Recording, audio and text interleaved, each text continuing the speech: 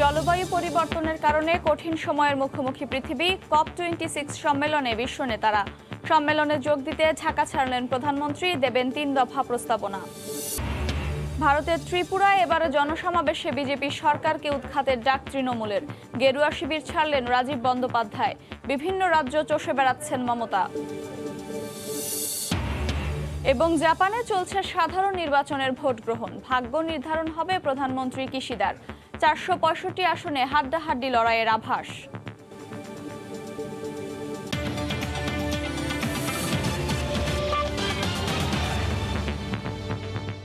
আন্তর্জাতিক সময়ের সঙ্গে আছি আমি আফরোজা মৌটুসী। বৈশ্বিক উষ্ণতা বৃদ্ধির গতি কমাতে করণীয় ঠিক করতে আজ থেকে স্কটল্যান্ডের গ্লাসগোতে শুরু হচ্ছে জলবায়ু সম্মেলন COP26। এরই মধ্যে বিভিন্ন দেশের রাষ্ট্রপ্রধান সম্মেলনে অংশ নিতে গ্লাসগো পৌঁছেছেন। জলবায়ু পরিবর্তন মোকাবেলায় পদক্ষেপ নিতে বিশ্ব নেতাদের ওপর চাপ অব্যাহত রাখার আহ্বান জানিয়েছেন জাতিসংঘ মহাসচিব। জলবায়ু সম্মেলন উপলক্ষে শনিবার স্কটল্যান্ডের গ্লাসগোতে পৌঁছান পরিবেশ কর্মী গ্রেটা থানবার্গ। এ সময় আরও অনেক পরিবেশ কর্মী তার সঙ্গে ছিলেন। থানবার্গের আগমন ঘিরে আগে থেকেই মোতায়েন করা হয় নিরাপত্তা বাহিনী। স্থানীয় সময় রোববার শুরু হচ্ছে জলবায়ু সম্মেলন COP26। 2015 সালের পর এবারের সম্মেলনকে বিশেষ গুরুত্ব দেওয়া হচ্ছে। জলবায়ু পরিবর্তন মোকাবেলায় এই সম্মেলনকেই শেষ ভরসা মনে করছেন অনেকে। এরই মধ্যে সব ধরনের প্রস্তুতি সম্পন্ন হয়েছে। যে কোনো পরিস্থিতি মোকাবেলায় নেওয়া হয়েছে বাড়তি নিরাপত্তা ব্যবস্থা। আসতে শুরু করেছেন বিশ্ব নেতারা। এদিকে বৈশ্বিক উষ্ণতা বৃদ্ধির গতি কমাতে বিশ্বজুড়ে কার্বন নিঃসরণের হার নির্ধারণের করণীয় ঠিক করতে শুরু হতে যাওয়া এই সম্মেলন উপলক্ষে ভিডিও বার্তা দিয়েছেন জাতিসংঘ মহাসচিব অ্যান্তোনিও গুতেরেস। জলবায়ু পরিবর্তন মোকাবেলায় পদক্ষেপ নিতে বিশ্ব নেতাদের উপর চাপ অব্যাহত রাখতে যুব সম্প্রদায়ের প্রতি আহ্বান জানান তিনি। Thank you for standing up for climate action in your communities, on the streets and online. I wanted to know it's making a difference. Thank you for telling it like it is and calling leaders out for lack of leadership. 2015 সালের পর এবছরই বড় আকারে হচ্ছে এই সম্মেলন। গ্লাসগোতে এবারের সম্মেলনে অংশগ্রহণকারী সংখ্যা 25,000 পর্যন্ত হতে পারে বলে ধারণা আয়োজকদের। 31 অক্টোবর শুরু হয়ে আগামী 12 নভেম্বর শেষ হবে এবারের COP26 সম্মেলন। রাহানুল রানা, সময় সংবাদ। জলবায়ু শীর্ষ সম্মেলন COP26 সহ বেশ কয়েকটি অনুষ্ঠানে যোগ দিতে 2 সপ্তাহের সফরে ইউরোপ গেলেন প্রধানমন্ত্রী শেখ হাসিনা। সোমবার স্কটল্যান্ডের গ্লাসগোতে চলমান জলবায়ু সম্মেলনে যোগ দেবেন তিনি। এছাড়া সম্মেলনের আনুষ্ঠানিকতা শেষে প্রধানমন্ত্রী লন্ডন ও ফ্রান্সে যাবেন সরকারি সফরে। সকালে হযরত শাহজালাল আন্তর্জাতিক বিমানবন্দর থেকে ভিভিআইপি ফ্লাইটে গ্লাসগোর উদ্দেশ্যে ঢাকা ছাড়েন প্রধানমন্ত্রী। মহামারী করোনার বাধা পেরিয়ে নিউ নরমাল বাস্তবতায় সেপ্টেম্বরে যুক্তরাষ্ট্রে জাতিসংঘ সফরের পর এবার 2 সপ্তাহের রাষ্ট্রীয় সফরে ইউরোপের পথে প্রধানমন্ত্রী শেখ হাসিনা। স্কটল্যান্ডের গ্লাসগোতে এবারের জলবায়ু পরিবর্তন বিষয়ক শীর্ষ সম্মেলন COP26-এর মূল আয়োজনে যোগ দিতে রোববার সকালে ঢাকা থেকে রওনা হলেন সরকার প্রধান। হযরত শাহজালাল আন্তর্জাতিক বিমানবন্দরের ভিভিআইপি টার্মিনালে প্রধানমন্ত্রীকে বিদায় জানান মন্ত্রিপরিষদের সদস্যসহ 3 বাহিনী প্রধান এবং ঢাকায় নিযুক্ত বিভিন্ন দূতাবাসের কূটনীতিকরা। সফরসূচি অনুযায়ী এবারের যাত্রায় প্রধানমন্ত্রী বাংলাদেশের প্রতিনিধিত্ব ছাড়াও ক্লাইমেট ভালনারেবল ফোরামের চেয়ার হিসেবেও জলবায়ুর ক্ষতির মুখে থাকা ভুক্তভোগী দেশগুলোর পরিস্থিতি তুলে ধরবেন। সোমবার COP26-এর উদ্বোধনী অনুষ্ঠানে যোগ দিয়ে ভাষণ দেবেন তিনি। 3 থেকে 9 নভেম্বর পর্যন্ত লন্ডন এবং 9 থেকে 13 নভেম্বর পর্যন্ত প্রধানমন্ত্রী ফ্রান্সের প্যারিস সফর করবেন। এই সফরে ইউনেস্কোর 75তম প্রতিষ্ঠাবার্ষিকীর পাশাপাশি UNESCO Bangladesh Bangabandhu Sheikh Mujibur Rahman international prize for the creative ইকোনমি-এর পুরস্কার বিতরণী অনুষ্ঠানেও থাকবেন প্রধানমন্ত্রী। 14 নভেম্বর তার দেশে ফেরার কথা রয়েছে। দেবাশিস রায়, সময় সংবাদ, ঢাকা। বিশ্ব এক কঠিন সময়ে দাঁড়িয়ে, যেখানে জলবায়ু পরিবর্তন কুরে কুরে খাচ্ছে এই সুন্দর পৃথিবীকে। COP26 সম্মেলনই এখন পৃথিবীকে রক্ষার একমাত্র আশা। এই সম্মেলনের মাধ্যমে প্যারিস চুক্তির কার্যকারিতা নিয়ে আলোচনার পাশাপাশি কার্বন নিঃসরণ কমানোর লক্ষ্যে গুরুত্বপূর্ণ সিদ্ধান্তে আসতে পারেন বিশ্ব নেতারা। ব্রিটিশ প্রধানমন্ত্রী বরিস জনসন বলেছেন, জলবায়ু পরিবর্তনের কারণে কঠিন বাস্তবতার মুখোমুখি হতে যাচ্ছে। বিশ্লেষকরাও তুলে ধরেছেন, এখনই সচেতন না হলে আগামীতে কতটা কঠিন সময় অপেক্ষা করছে। জলবায়ু পরিবর্তনের কারণে বিশ্বজুড়ে এখন বন্যা, খরা ও দাবানলের মতো একের পর এক বিপর্যয় দেখা দিচ্ছে। বৈশ্বিক পরিবর্তনকে নিয়ন্ত্রণে আনা না গেলে পরিণতি হতে পারে আরও ভয়াবহ। পৃথিবীকে বাঁচাতে তাই পদক্ষেপ নিতে হবে এখনই। সে লক্ষ্যেই স্কটল্যান্ডে আয়োজিত বিশ্ব জলবায়ু সম্মেলন COP26-এ এক হয়েছেন বিশ্ব নেতারা। প্যারিস চুক্তির পর এ সম্মেলনকেই সবচেয়ে গুরুত্বপূর্ণ বলে মনে করা হচ্ছে। এবারের COP26 সম্মেলনে 2030 সালের মধ্যে কার্বন নিঃসরণ কমানোর বিষয়ে নিজেদের পরিকল্পনা জানাবেন বিশ্ব নেতারা। তবে সম্মেলন শুরুর আগেই অস্ট্রেলিয়া 2050 সালের মধ্যে কার্বন নিঃসরণ শূন্যের কোঠায় নিয়ে আসার ঘোষণা দিয়েছে।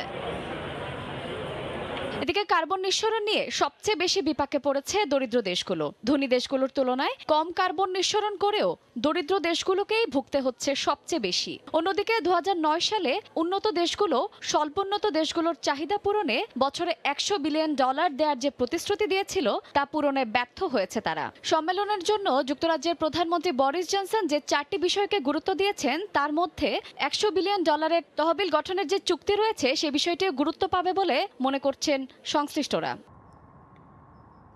ক্লাইড নদীর তীরে গ্লাসগো সম্মেলনে বিশ্বের 200টি দেশের নেতাদের পাশাপাশি অংশ নিচ্ছেন বিভিন্ন দেশ থেকে আসা অন্তত 25,000 মানুষ। তারা নানা অনুষ্ঠান, আয়োজন, নেটওয়ার্কিং ও বিক্ষোভ কর্মসূচিতে অংশ নিয়ে অবিলম্বে জীবাশ্ম জ্বালানির ব্যবহার বন্ধের আহ্বান জানান। এদিকে জলবায়ু পরিবর্তন মোকাবেলায় পদক্ষেপ নিতে বিশ্ব নেতাদের উপর চাপ অব্যাহত রাখতে যুব সম্প্রদায়ের প্রতি আহ্বান জানান জাতিসংঘ মহাসচিব Antonio Guterres.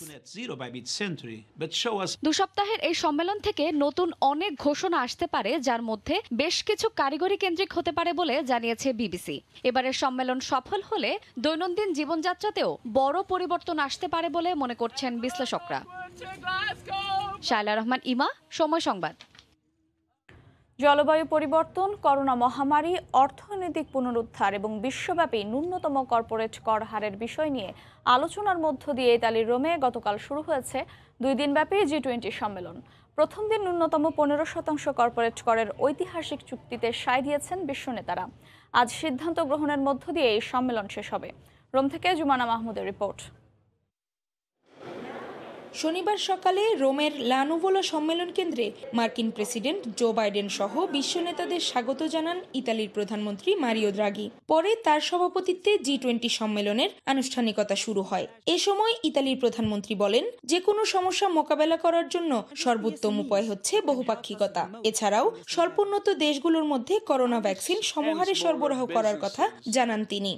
During the pandemic, they struggled to find new customers. এবারের সম্মেলনে গুরুত্ব পাচ্ছে কোভিড, জলবায়ু পরিবর্তন ও অর্থনীতি। মহামারীর কারণে ক্ষতিগ্রস্ত অর্থনীতি পুনরুদ্ধার নিয়ে আলোচনা করবেন 20টি শক্তিশালী দেশের নেতারা। এই সম্মেলনে যুক্তরাজ্যের প্রধানমন্ত্রী বরিস জনসন, ফ্রান্সের প্রেসিডেন্ট ইমানুয়েল ম্যাক্রো, জার্মানির চ্যান্সেলর আঙ্গেলা মেরকেল, কানাডার প্রধানমন্ত্রী জাস্টিন ট্রুডো, ভারতের প্রধানমন্ত্রী নরেন্দ্র মোদী, ব্রাজিলের প্রেসিডেন্ট জয়ির বোলসোনারো সহ বিশ্ব নেতারা অংশগ্রহণ করেন। রাশিয়ার প্রেসিডেন্ট ভ্লাদিমির পুতিন এবং চীনের প্রেসিডেন্ট শি জিনপিং ভার্চুয়ালি অংশ নেন সম্মেলনে। এবারের আয়োজনে উপস্থিত ছিলেন ব্রিটিশ যুবরাজ চার্লস। এদিন ইতালির রাষ্ট্রপতি সের্জো মাত্তারেল্লা বিশ্ব নেতাদের সম্মানে এক নৈশভোজের আয়োজন করেন। আগামী প্রজন্মের জন্য একটি সুন্দর ভবিষ্যৎ রেখে যেতে সিদ্ধান্তে আসার আহ্বান জানান তিনি। এদিকে G20 সম্মেলনকে কেন্দ্র করে রাজধানী রোমে বিক্ষোভ সমাবেশ করেছে বেশ কিছু সংগঠন। তবে নানা বিধিনিষেধের কারণে এসব সমাবেশে লোক সংখ্যা ছিল খুবই কম। জুমানা মাহমুদ, সময় সংবাদ, রোম, ইতালি। দরিদ্র ও উন্নয়নশীল দেশগুলোতে 20 কোটি ডোজ করোনা ভ্যাকসিন দেওয়ার প্রতিশ্রুতি দিয়েছে কানাডা। শনিবার G20 সম্মেলনে কানাডার প্রধানমন্ত্রী জাস্টিন ট্রুডো এই টিকা সহায়তার ঘোষণা দেন। বৈশ্বিক ভ্যাকসিন বন্টন জোটের কথা উল্লেখ করে প্রধানমন্ত্রী জাস্টিন ট্রুডো বলেন, 2022 সালের শেষের দিকে কোভ্যাক্সের আওতায় 20 কোটি ডোজের মতো করোনার ভ্যাকসিন দিয়ে দরিদ্র দেশগুলোকে সহায়তা দেবে কানাডা। তিনি বলেন, উন্নয়নশীল দেশগুলোতে যত দ্রুত সম্ভব মডার্নার 1 কোটি ডোজ ভ্যাকসিন সরবরাহ করা হবে। দক্ষিণ আফ্রিকায় ভ্যাকসিন উৎপাদন বাড়াতে $1.5 কোটি সহায়তা দেওয়ারও প্রতিশ্রুতি দিয়েছে কানাডা।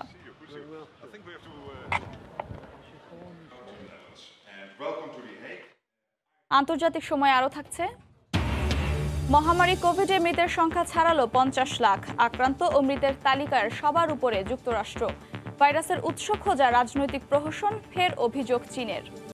ভারতের ত্রিপুরায় রাজনৈতিক সভা করে বিজেপি সরকারকে উৎখাতের ডাক দিলেন তৃণমূল কংগ্রেসের সর্বভারতীয় সাধারণ সম্পাদক অভিষেক বন্দ্যোপাধ্যায়। রোববার আগরতলায় বিজেপি ছেড়ে তৃণমূলে ফেরেন তৃণমূল কংগ্রেসের সাবেক নেতা ও মন্ত্রী রাজীব বন্দ্যোপাধ্যায়। এ বিষয়গুলো নিয়ে কথা বলতে সরাসরি কলকাতা থেকে যুক্ত হচ্ছেন সহকর্মী সুব্রত আচার্য। সরাসরি যাচ্ছে তার কাছে। সুব্রত। মৌটুসী, আপনাকে ধন্যবাদ। মৌটুসী, যেমনটি বলছিলেন আপনি সংবাদের শুরুতে, যে বিজেপির ত্রিপুরা সরকার, বিপ্লব দেব ওই রাজ্যটির মুখ্যমন্ত্রী, সেই সরকারকে উৎখাত করে তৃণমূল কংগ্রেসের সরকার গঠন করা হবে। এবং আপনি জানেন যে পশ্চিমবঙ্গে বেশ কয়েকটি জনমুখী প্রকল্প যেটি বারবার তৃণমূলকে নির্বাচনী বৈতরণ পার করে, সেরকমই বেশ কয়েকটি প্রকল্পকেও ত্রিপুরার মানুষের জন্য উপহার দেবেন বলেই তৃণমূল কংগ্রেসের সর্বভারতীয় সাধারণ সম্পাদক, বলা ভালো তৃণমূল কংগ্রেসের বর্তমানে সর্বভারতীয় স্তরে যে রাজনৈতিক পরিমণ্ডল, তার নেতা অভিষেক বন্দ্যোপাধ্যায় আজ কিছুক্ষণ আগে আগরতলায় একই রকম একদম সরকারি সচিবালয়ের পাশে একটি জনসভা করে এই রকম ভাবে হুমকি দিয়েছেন। একই সঙ্গে আপনাকে জানিয়ে রাখি যে মমতা বন্দ্যোপাধ্যায়ের বিরুদ্ধে কথা বলে সম্প্রতি বিধানসভা নির্বাচনের আগে তৃণমূল কংগ্রেসের তৎকালীন মন্ত্রী রাজীব বন্দ্যোপাধ্যায়, বনমন্ত্রী, তিনি বিজেপিতে যোগ দিয়েছিলেন শুভেন্দু অধিকারের পরপরই। সেই রাজীব বন্দ্যোপাধ্যায় কিন্তু আজকে ত্রিপুরায় অভিষেক বন্দ্যোপাধ্যায়ের মঞ্চে অভিষেক বন্দ্যোপাধ্যায়ের হাত ধরে আবার নিজ গৃহে অর্থাৎ তৃণমূল কংগ্রেসে ফেরেন এবং একসঙ্গে তিনি বলেন যে বিজেপি যে তিনি ছিলেন এবং সেই বিজেপিতে যাওয়া তার জন্য ভুল ছিল, এবং তিনি প্রকাশ্যে তার ভাষায় যে বাংলায় যে ভুলটা তিনি করেছিলেন সেই ভুলের স্বীকার করে ক্ষমা চেয়ে যার নিজ গৃহ তৃণমূল কংগ্রেসে আবার ফিরেছেন রাজীব বন্দ্যোপাধ্যায়।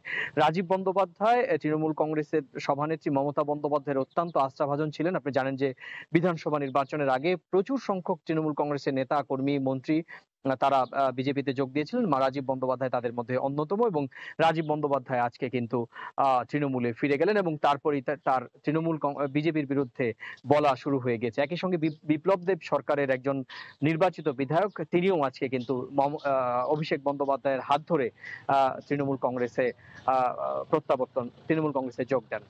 আগামী 2023 সালে, আপনি জানেন 2023 সালে পশ্চিমবঙ্গে ত্রিপুরাতে বিধানসভা নির্বাচন, এবং বিধানসভা নির্বাচনের আগে অভিষেক বন্দ্যোপাধ্যায় এবং কুণাল ঘোষদের নেতৃত্বে ত্রিপুরাতে কিন্তু রাজনৈতিক যে খুঁটি সেটি কিন্তু সাজাতে ব্যস্ত হয়ে পড়েছেন, এবং তারই অংশ হিসাবে অভিষেক বন্দ্যোপাধ্যায়ের এই রাজনৈতিক সভা আজকে কিন্তু অভিষেক হলো।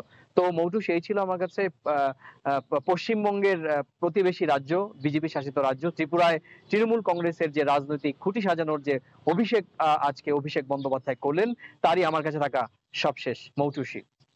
কলকাতা থেকে এতক্ষণ সরাসরি যুক্ত ছিলেন সহকর্মী সুব্রত আচার্য। আজ ভাগ্য নির্ধারণ হচ্ছে জাপানের প্রধানমন্ত্রী ফুমিও কিশিদার। স্থানীয় সময় রোববার দেশটির পার্লামেন্টের নিম্নকক্ষে 465 আসনে শুরু হয় ভোট গ্রহণ। কিশিদার রক্ষণশীল সরকার জনগণের অনুমোদন পায় কিনা তা জানতে ভোট শেষ হওয়া পর্যন্ত অপেক্ষায় থাকবে তার দল লিবারেল ডেমোক্রেটিক পার্টি। জনপ্রিয়তা হ্রাস পেলেও জয়ের ব্যাপারে আশাবাদী দলটি। স্থানীয় সময় রোববার শুরু হয়েছে জাপানের পার্লামেন্ট নির্বাচন। সকাল 7টা থেকে শুরু হওয়া ভোট গ্রহণ চলবে রাত 8টা পর্যন্ত। মহামারী চলাকালীন এই নির্বাচনে মানা হচ্ছে করোনার সব বিধিনিষেধ। এছাড়া কেন্দ্রগুলোতে পর্যাপ্ত আইন শৃঙ্খলা রক্ষা বাহিনীর সদস্য মোতায়েন করা হয়েছে। এদিকে স্থানীয় এক সংবাদ মাধ্যম কিয়োডো নিউজ এজেন্সির দেশজুড়ে চালানো এক জরিপে দেখা গেছে প্রায় 40% ভোটার এখনও তাদের দল নির্বাচনে অনিশ্চয়তায় ভুগছেন। এই বিপুল পরিমাণ ভোটারকে গুরুত্বপূর্ণ বলে মনে করছে লিবারেল ডেমোক্রেটিক পার্টি। চলতি মাসের শুরুর দিকে জাপানের প্রধানমন্ত্রীর পদ গ্রহণের পরপরই এই নির্বাচনের ডাক দেন কিশিদা। চলমান ভোট তার ও ক্ষমতাসীন লিবারেল ডেমোক্রেটিক পার্টির জন্য একটি পরীক্ষা। করোনা মহামারী মোকাবিলায় ব্যর্থতার জন্য দলটির জনপ্রিয়তা হ্রাস পেয়েছে বলে মনে করছেন রাজনৈতিক বিশেষজ্ঞরা। আর এই নির্বাচনে এলডিপির আসন কমে গেলে দলটির মধ্যে অন্তর্দ্বন্দ্ব শুরুর সম্ভাবনাও দেখছেন অনেকে। ফারহাদ চৌধুরী, সময় সংবাদ। করোনা ভাইরাসের উৎপত্তি নিয়ে আন্তর্জাতিক পর্যায়ের বিশেষজ্ঞদের দ্বিধা বিভক্তি দূর না হলেও সুর পাল্টালো যুক্তরাষ্ট্র। চীনের গবেষণাগারে জৈব অস্ত্র হিসেবে এটি তৈরি করা হয়নি বলে জানিয়েছে মার্কিন গোয়েন্দা সংস্থা। তারা বলছেন করোনার উৎস হয়তো কখনোই চিহ্নিত করা সম্ভব হবে না, কেননা এ সম্পর্কে এখনও সুনির্দিষ্ট কোনো তথ্য জানা যায়নি। এদিকে ভাইরাসের উৎস খুঁজে বের করার জন্য যুক্তরাষ্ট্রের গোয়েন্দা কর্মকর্তাদের ওপর নির্ভর করার পদক্ষেপটিকে সম্পূর্ণ রাজনৈতিক প্রহসন বলে অভিযোগ করেছে চীন। জীবজন্তু থেকে মানুষের মধ্যে করোনা ছড়িয়েছে নাকি চীনের গবেষণাগারে তৈরির পর এটি ছড়িয়ে দেওয়া হয়েছে, এ নিয়ে বিতর্কের শেষ নেই। তবে জৈব অস্ত্র হিসেবে ব্যবহারের জন্য মানুষের শরীরে করোনা ছড়ানো হয়েছে এমন ধারণার কোনো সুস্পষ্ট প্রমাণ নেই বলে জানিয়েছে মার্কিন গোয়েন্দা সংস্থা। করোনা ভাইরাসের উৎস সম্পর্কে সুনির্দিষ্ট করে হয়তো কখনোই জানা যাবে না বলে মনে করছেন তারা। শুক্রবার প্রকাশিত যুক্তরাষ্ট্রের গোয়েন্দা সংস্থার এক প্রতিবেদনে এমনটাই জানানো হয়েছে। সেখানে বলা হয়েছে, করোনা ভাইরাসের সম্ভাব্য উৎস নিয়ে এখনও গোয়েন্দা সংস্থাদের মধ্যে মতপার্থক্য রয়েছে। তবে যুক্তরাষ্ট্রের ওই প্রতিবেদনের সমালোচনা করেছে চীন।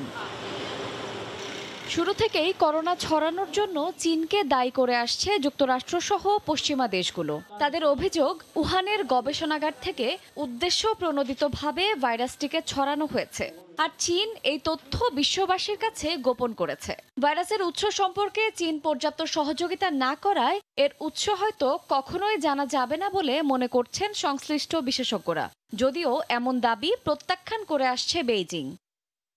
সর্বপ্রথম 2019 সালে চীনের উহান থেকে এই করোনা ভাইরাস ছড়ায়। প্রাকৃতিকভাবে কাঁচা বাজার থেকে মানুষের শরীরে এটি ছড়িয়ে থাকতে পারে বলে ধারণা করছেন চীনের গবেষকরা। এদিকে করোনা ভাইরাসের উৎস তদন্তে চীনকে আরও সহযোগিতা করার আহ্বান জানিয়েছে WHO। এ বিষয়ে তদন্তের জন্য নতুন একটি টাস্ক ফোর্স গঠন করেছে সংস্থাটি। WHO বলছে, কিভাবে করোনার সূত্রপাত হলো তা খুঁজে বের করতেই এই টাস্ক ফোর্স। এই টাস্ক ফোর্সই শেষ সুযোগ করোনার উৎস সন্ধানের জন্য।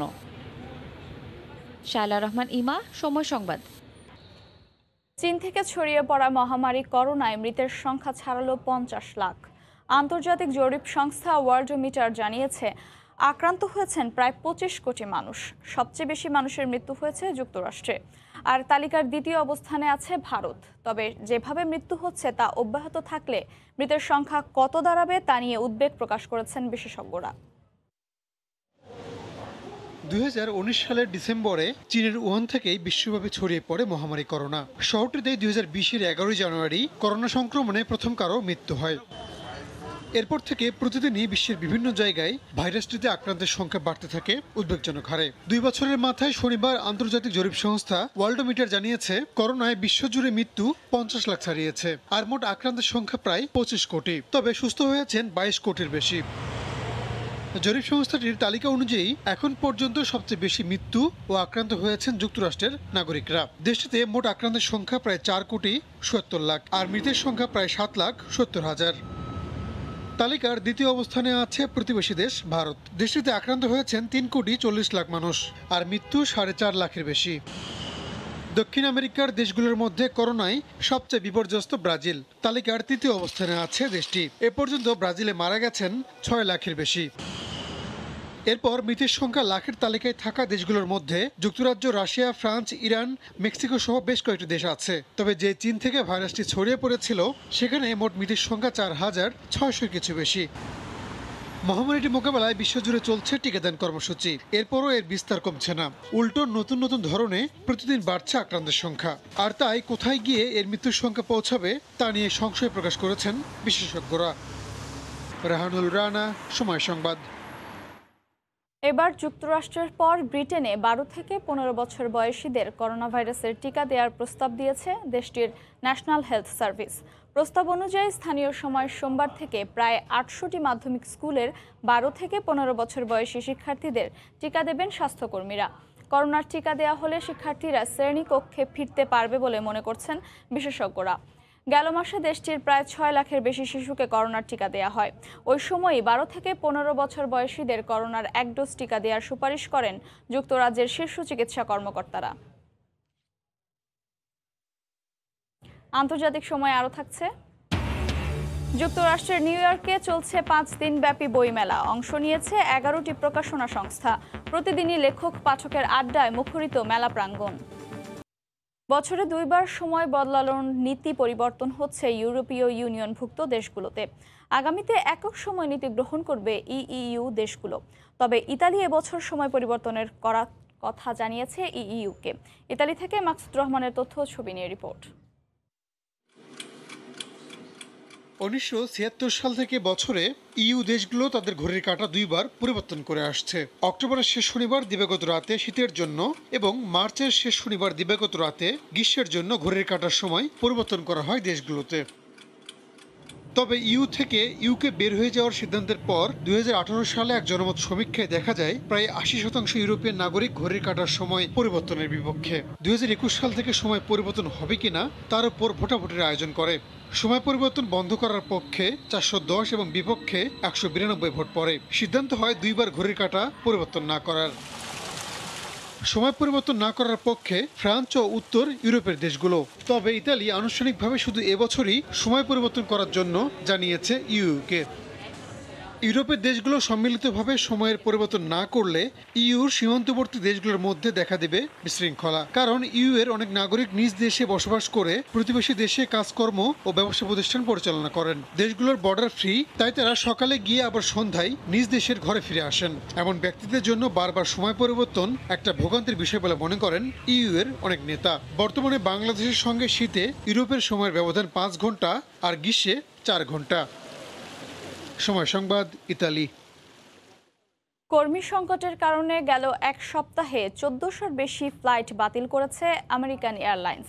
সংস্থাটির তথ্য অনুযায়ী কর্মী সংকট ও খারাপ আবহাওয়ার কারণে গত শনি ও শুক্রবার 800-র বেশি ফ্লাইট বাতিল করতে বাধ্য হয়েছে আমেরিকান এয়ারলাইন্স। রোববার সংস্থাটির আরও 400-র বেশি ফ্লাইট বাতিল হতে পারে বলে ধারণা করা হচ্ছে। তবে চলতি মাসের শুরুতে পরিস্থিতি স্বাভাবিক হয়ে আসবে বলে আশাবাদ ব্যক্ত করেছেন আমেরিকান এয়ারলাইন্সের প্রধান নির্বাহী কর্মকর্তা। পুরনো কর্মীদের কাজে ফিরিয়ে আনার পাশাপাশি আগামী ডিসেম্বরে নতুন করে 600 কর্মী নিয়োগ দেওয়া হবে বলে তিনি জানিয়েছেন। যুক্তরাষ্ট্রের নিউ ইয়র্কে চলছে 5 দিনব্যাপী বইমেলা। মুক্তধারা ফাউন্ডেশন আয়োজিত এবারের 30তম বইমেলায় বাংলাদেশ থেকে 11টি প্রকাশনী সংস্থা অংশ নিয়েছে। প্রতিদিনই লেখক, পাঠক, প্রকাশক ও শিল্পীদের আড্ডা আর সাংস্কৃতিক অনুষ্ঠানে মুখরিত হচ্ছে মেলা প্রাঙ্গণ। নিউ ইয়র্ক থেকে বিস্তারিত জানাচ্ছেন হাসানুজ্জামান সাকি। দীর্ঘ 1.5 বছর পর করোনা মহামারী কাটিয়ে জেগে উঠেছে নিউ ইয়র্ক। প্রাণ ফিরে পেয়েছে প্রবাসীদের বইমেলা। শনিবার বইমেলার 3য় দিনে বঙ্গবন্ধু শেখ মুজিবুর রহমানের জন্মশতবার্ষিকী ও বাংলাদেশের 50 বছর উপলক্ষে বিশেষ আয়োজন করে মুক্তধারা ফাউন্ডেশন। মানুষ সব অপেক্ষা করছিল একসাথে মিলন মেলার জন্য। সাহস করে করেছি এবং আমার মনে হয় যে মানুষ এত বেশি আনন্দিত হয়েছে। এবং সবচেয়ে বড় যেটা এবার আমাদের হচ্ছে, এটা হচ্ছে বাংলাদেশের সংস্কৃতি মন্ত্রণালয় থেকে তারা এসেছে। নিউ ইয়র্কে প্রতিদিনই বইমেলায় সম্মিলন হচ্ছে শিল্পী, সাহিত্যিক, সাংবাদিকদের। ঢাকা থেকে এসেছেন সংস্কৃতি মন্ত্রণালয়ের প্রতিনিধি, এসেছে জাতীয় গ্রন্থ কেন্দ্র এবং 11টি প্রকাশনী সংস্থা। বই বেচাকেনা করে আর সাহিত্য আড্ডায় মুখর থাকে মেলা প্রাঙ্গণ। খুবই একটা আশার ব্যাপার, বিশেষ করে যে সাংস্কৃতিক আয়োজনগুলো হলো, প্রত্যেকেই খুব উপভোগ করেছেন। বইমেলার আজকে 3য় দিন, আর দুদিন পরে শেষ হয়ে যাবে। মানে এটা আমার মনে হচ্ছে এই যে আমাদের কোভিডের যে আক্রমণ, সেই আক্রমণের পর আমাদের এইরকম আনন্দের সন্ধ্যা আর কখনো আসেনি। মেলার এক পাশে বইয়ের পসরা, অন্যদিকে আড্ডা, আলোচনা, গান আর কবিতা। দর্শকরাও প্রতিটি অনুষ্ঠান উপভোগ করেছেন প্রাণ ভরে। এমনই গানে, কবিতায় আর সাহিত্য আড্ডায় দিনভর মুখর ছিল বইমেলা। বইমেলার আগামী দিনগুলোতেও দর্শনার্থীদের এমনই উপচে পড়া ভিড় থাকবে, তেমনটাই প্রত্যাশা করছেন আয়োজকরা। হাসানুজ্জামান সাকি, সময় সংবাদ, জ্যাকসন হাইটস, নিউ ইয়র্ক। জানিয়ে দিচ্ছি আন্তর্জাতিক সময়ের শিরোনামগুলো। জলবায়ু পরিবর্তনের কারণে কঠিন সময়ের মুখোমুখি পৃথিবী। COP26 সম্মেলনে বিশ্ব নেতারা। সম্মেলনে যোগ দিতে ঢাকা ছাড়লেন প্রধানমন্ত্রী, দেবেন 3 দফা প্রস্তাবনা। এই ছিল আন্তর্জাতিক সময়ে। সঙ্গে থাকুন সময়ের।